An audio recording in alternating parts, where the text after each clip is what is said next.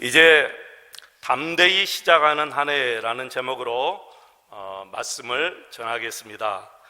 신명기는 위대한 지도자 모세가 죽음을 목전에 두고 이스라엘 백성들에게 마지막 설교한 내용입니다. 그래서 신명기를 읽어보면 모세가 애굽에서부터 시작해서 광야 40년 동안 함께 동거하며 그리고 함께 생활했던 그 이스라엘 백성들에게 다시 한번 결론적으로 담대하라, 하나님이 너희와 함께 하실 것이다, 그리고 너희를 결코 떠나지 아니하며 버리지 아니할 것이다, 그러므로 하나님을 믿는 믿음으로 살아라 라는 말씀을 하고 죽습니다. 여러분, 세 가지지요. 담대하라, 하나님이 너희와 함께 하신다, 그리고 너희를 떠나지 아니하고 너희를 버리지 아니하실 것이다. 아마 모세는 자신이 죽으면 이스라엘 백성들이 엄청 불안해할 것이다 라고 생각했어요. 여러분, 맞습니다. 모세가 죽으면 이스라엘 백성들 전체가 엄청 불안해할 것입니다. 위대한 지도자 모세가 없는 자체만으로도 백성들은 혼란에 빠져서 서로가 서로를 원망하면서 절망할 수 있습니다.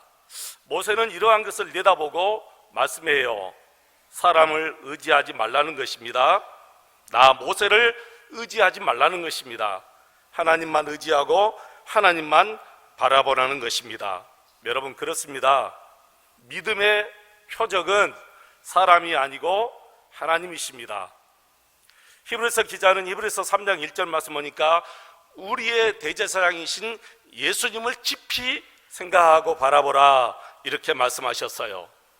지금 마지막 서기를 하고 있는 이 모세는 나이가 120세 노인입니다. 이제는 2절 말씀 보면 여기저기 출입할 기운이 없다고 분명히 말합니다. 육신은 쇠하겠지만 영적인 믿음은 충만해져 있는 것을 우리가 볼 수가 있습니다. 무엇보다도 하나님을 믿는 믿음과 하나님께서 약속하신 말씀을 아직도 생생하게 기억하고 있습니다. 어디서 들려오는 사람 소리가 아닙니다. 목사의 소리도 아니고 그렇다고 그 어떤 성도의 소리가 아닙니다. 오직 하나님이 무엇이라 말씀하셨는가, 이 소리에 귀를 기울이고 따라가야 합니다. 사랑하는 성도 여러분, 용기가 어디서 옵니까? 두려움을 이기는 용기는 어디서 오는 것입니까? 바로 믿음입니다.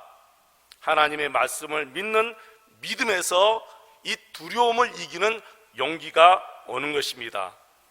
그런데 하나님의 말씀을 믿는 믿음이 약해지면 환경이 크게 보이고 사람이 크게 보이고 반대로 하나님은 너무너무 작게 보입니다. 세상은 크게 보이고 문제도 크게 보입니다. 그러나 하나님은 너무 작게 보인다는 거예요. 여러분, 이러한 삶을 누가 가장 많이 경험해 보았을까요? 모세지요.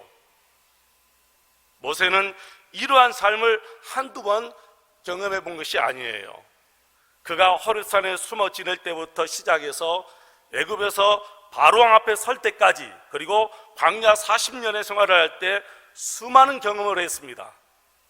하나님을 잊어버리고 하나님과 관계를 맺지 못하고 살면 세상은 한없이 커 보이고 문제는 한없이 커 보이고 하나님은 반대로 너무 작게 보인다는 거예요. 그러나 그가 미디안 광야 호렙산에서 하나님의 음성을 듣습니다. 모세야, 너는 애굽 왕 바로 앞에 서라. 가서 내 백성을 애굽의 손에서 건져내라. 그 말씀을 듣고 모세가 기겁을 해요. 그러면서 하나님께 이렇게 말합니다. 내가 누구이기에 바로왕 앞에 서겠습니까? 내가 누구이기에 바로왕 앞에 서겠습니까?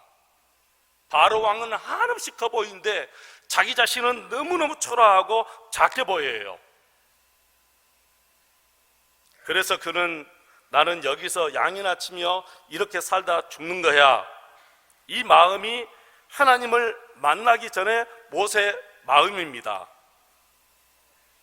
그런데 출애굽기 4장에 보시면 그가 하나님께서 행하신 기적을 체험하지요. 모세가 너무너무 두려워하니까 하나님께서 너가 들고 있는 것이 무엇이냐? 지팡이입니다. 지팡이를 던져보아라. 던지니까 뭐가 됐죠? 뱀이 됐어요.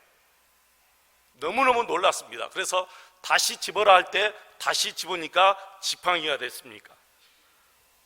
여러분, 그것뿐입니까? 모세, 너의 손을 품에 넣었다 빼내어 보아라. 그러니까 나병이 걸렸어요. 다시 품에 넣어 보아라. 그리고 품에 넣었다 빼보니까 그리고 정상으로 돌아왔습니다. 그리고 모세는 하나님을 거기서 다시 만나게 되고 이제 하나님의 말씀을 따라 애굽으로 갑니다. 그리고 바로 앞에 나갑니다. 누가 커 보이는 거예요? 하나님이 커 보이기 시작해요. 바로 왕이 아주 작아 보이기 시작합니다. 우리 모두가 여러분 그렇습니다.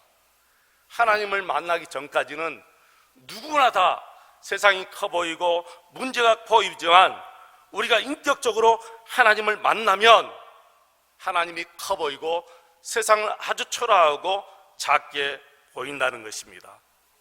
하나님을 만났는가 만나지 못했는가 여기에서 모든 것이 다 끝나버려요. 그래서 모세가 담대하라, 하나님이 함께 하신다, 하나님이 너희를 떠나지 아니하고 하나님이 너희를 버리지 아니할 것이다 라고 마지막으로 설교한 거예요. 이것은 모세의 경험입니다. 그가 책상에 앉아서 설교를 준비한 것이 아니에요. 40년 무려 50년 동안 하나님과 친히 관계를 맺고 살면서 직접 체험한 말씀이 바로 신명기 마지막 설교입니다. 한 해를 보내고 또 한 해를 맞이하였습니다. 여러분, 2020년 형통하리라 믿습니까? 아니면 여전히 어려울 것이다 이렇게 믿습니까? 사실 그 어떤 길을 걸어가게 될지 우리는 전혀 예상하지 못합니다. 그리고 1초 앞에 어떤 일이 일어날지 우리는 모릅니다. 그러나 우리에게 정말 중요한 것은 내 앞에 무엇이 놓여 있는지 이것이 중요한 게 아니고 나와 함께 하시는 그분이 누구냐 하는 거예요. 나와 함께 이 길을 걸어가시는 그분이 누구냐? 진정 중요한 것은 이 길을 하나님과 함께 친밀히 동행하는 것이 중요하다는 것입니다. 여전히 나 혼자 가느냐, 하나님과 함께 걷느냐, 이것이 얼마나 중요한지 몰라요. 그래서 모세는 담대하라, 하나님이 함께 하신다, 하나님이 너희를 결탄코 떠나지 않고 버리지 아니하리라 라고 죽음 앞에서 이 설교를 마지막으로 하고 죽습니다. 여러분이 가지고 있는 계산으로 금년 한 해도 정복할 수 있을 것인가 여러분 생각해 보십시오. 만약에 계산으로 여러분이 조금 이길 수 있을 것 같은 때에도 막상 세상에 나가보면 그 계산은 틀릴 때가 너무너무 많습니다. 인생은 마음대로 되는 것이 아닙니다. 이스라엘 백성들 앞에 있는 가나안 땅도 그렇게 마음대로 되는 것이 아니었어요. 그러나 모세는 그런 계산이 필요 없다고 믿었습니다. 사람의 숫자로 헤아림이 하는 계산은 전혀 필요 없다고 믿었습니다. 하나님이 함께 하시면 하나님께서 그렇게 이스라엘 백성들에게 힘을 실어주실 때 이스라엘 역사는 완전히 뒤집어졌습니다. 여러분, 여러분의 인생의 계획 속에서 하나님이 정말 들어가 계십니까? 하나님이 우리와 함께 하셔서 역사를 초월하는 놀라운 일을 하실 것이라고 여러분 믿습니까? 그리고 그 하나님을 사모하고 계십니까? 제가 목회하면서 얻은 결론이 하나 있습니다. 실제 체험한 것입니다. 우리 안에 계시는 예수님과 친밀히 교제를 누리지 못하면 그 누구도 반드시 시험에 무너질 수밖에 없다는 거예요. 세상 유혹에 무너질 수밖에 없다는 것이 저의 목회 결론이고 제가 실제로 체험한 결론입니다. 예수 믿는 것은 그냥 머리로 믿는 것이 절대로 아닙니다. 예수님 앞에서 계산기 두드리면 믿는 것이 아닙니다. 내 안에 계신 예수님과 함께 사는 것이 예수님을 믿는 것입니다.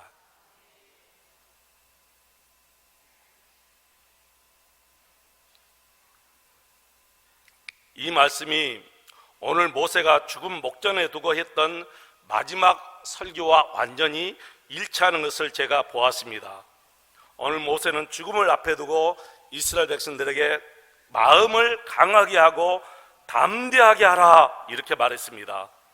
거기에는 분명한 하나님의 약속이 있지요. 그 약속이 무엇입니까? 내가 너희와 함께 하겠다. 그리고 내가 너희를 떠나지 아니하고 너희를 버리지 아니하겠다. 우리들이 바로 이 말씀을 예수님께로부터 직접 들었습니다. 요한복음 14장 18절에 뭐라 했습니까? 내가 너희를 과처럼 버려두지 아니하겠다 약속하셨어요. 모세가 하나님께 말씀을 듣고 이스라엘 백성들에게 주신 이 말씀과 예수님이 저와 여러분에게 주신 이 말씀이 여러분 무엇이 다릅니까? 전혀 다름이 없습니다. 하나님은 모든 사람을 강하게 하고 담대하게 하는 것이 아니라 약속을 붙들며 사는 사람들을 강하게 하십니다. 그리고 그 약속을 붙들며 그 약속을 향해 순종하며 말씀으로 살려고 애쓰는 사람들에게 우리 하나님은 당신의 살아계심을 친히 체험할 수 있도록 역사해 주십니다. 그래서 우리가 변화되어야 합니다. 하나님과의 관계에 대해서 정말 고민하고 바른 관계를 맺고 살아야 될 줄로 믿습니다. 여러분들이 수고하고 노력하여 얻은 그 어떤 것도 여러분을 담대하게 할 수가 없습니다. 하나님과의 관계가 새로워져야 합니다. 그리고 무엇이 선한 길이고 올바른 길인지 알았다면 반드시 희생을 무릅쓰고 그 길을 분명히 우리가 가야 될 줄로 믿습니다. 오늘 이 시간이 그런 결단의 시간이 되시기를 축원합니다. 결단이 없으면 그 어느 것 하나 이루어질 수가 없습니다. 1년, 2년, 5년을 다녀도 신앙생활에 변화가 없는 사람들은 한번 생각해 보아야 될 줄로 믿습니다. 내가 한 번만이라도 마음을 다하고 뜻을 다하고 온 성품을 다해서 진정으로 내 영혼의 변화와 내 가정의 변화와 우리 교회의 변화를 위해서 정말 사모하고 하나님 앞에 이런 소원을 가지고 기도해 보았는가? 여러분 한 번만이라도 그런 소원을 가지고 뜨겁게 기도해 보셨습니까? 겨자씨만한 믿음이 너희에게 있어도 산을 명하여 옮기라 하여도 옮겨진다. 그렇게 우리 예수님이 말씀하셨습니다. 한 해를 보내고 또 한 해를 맞이하면서 이 한 해를 여러분 인생의 마지막인 것처럼 우리가 살아가야 될 줄로 믿습니다. 내 인생이 하나님의 인생이 되도록 예수님과 하나 되어 우리가 살아야 합니다. 내 인생이 하나님과 동떨어진 목표를 가지고 살아가면 우리가 담대할 수가 없습니다. 내 삶이 하나님과 함께 살아가지 않으면 그 어떤 모든 것에서 우리는 담대할 수가 없어요. 모든 것에 두려움이 임할 수밖에 없습니다. 하나님의 목표와 내 계획이 딱 맞고 하나님의 그 뜻을 찾아서 내가 1년을 살아야 하겠다고 깊이 결심하고 그렇게 동일한 목표를 가지고 살아갈 때 우리는 담대하게 살 수가 있습니다. 그리고 우리의 삶에 거룩한 배짱이 나올 수가 있습니다. 어떤 가게를 하시는 분이 교회를 등록하고 설교를 듣는데 첫날부터 고민이 생겼습니다. 담임 목사님 말씀에 주일에 가게 문을 닫고 주일 성수를 온전히 하라, 그 말씀을 들었는데 왜 주일날 문을 닫아야 하는지 이해가 되지 않았답니다. 그래서 그 말씀을 흘려버렸는데 2년 후에 목사님이 그 설교를 정확하게 다시 하더랍니다. 2년이 지나서 그 말씀을 들을 때 그때는 그 말씀의 뜻을 알겠는데 이제는 믿음이 없어서 가게 문을 닫지 못했답니다. 그리고 또 2년이 흘러서 그 말씀을 듣게 되었대요. 어떤 일을 하든지 주일날은 반드시 온전히 주일 성수를 해야 된다. 그러니까 결국에는 약 4년에서 5년이 흐른 것이지요. 이 주일 성수에 대해서 말씀을 들었을 때 그때는 그 말씀이 새롭게 들렸답니다. 그리고 손해가 되어도 주일은 문을 닫고 온전히 주일 성수를 하고 교회를 위해서 여기저기서 헌신하기 시작했습니다. 교회 등록하고 5년째. 그리고 나니 배짱이 오더랍니다. 망해도 하나님 가게가 나가는 것이고 번창해도 하나님의 가게가 번창하니 이제는 내가 사나 죽으나 오직 하나님의 영광을 위해서 삽니다. 목사님이 물었답니다. 어디서 그런 배짱이 나왔습니까? 이분이 말하기를 제가 하나님을 만났습니다. 이제는 인격적으로 하나님을 모시고 살게 되었다. 그렇게 말했습니다. 이제는 실제로 모든 삶 속에서 주님과 교제를 누리고 산다고 말했습니다. 이것이 우리 모든 믿음의 성도들의 삶의 결론입니다. 우리 삶의 모든 결론이 예수님이 되어야 될 줄로 믿습니다. 이제 2020년 새로운 땅을 밟았습니다. 하나님과의 관계를 새롭게 하는 우리 모두가 되어야 될 줄로 믿습니다. 뜻을 하나님 앞에 세우고 오랫동안 행했던 잘못된 습관들을 버리시기 바랍니다. 하나님과 교제하는 데 방해되는 그 모든 것을 다 버리시기 바랍니다. 그렇지 않고 여전히 예전의 삶의 방식대로 산다면 올해도 우리는 크고 두려우신 하나님의 은혜를 누리지 못할 것입니다. 어려움이 오면 여전히 두렵고 떨릴 것입니다. 2020년을 지금까지 한 번도 누려보지 못한 놀라운 새해가 되도록 매일매일 우리 예수님과 친밀한 교제를 누려보시기를 주의 이름으로 축원을 드립니다.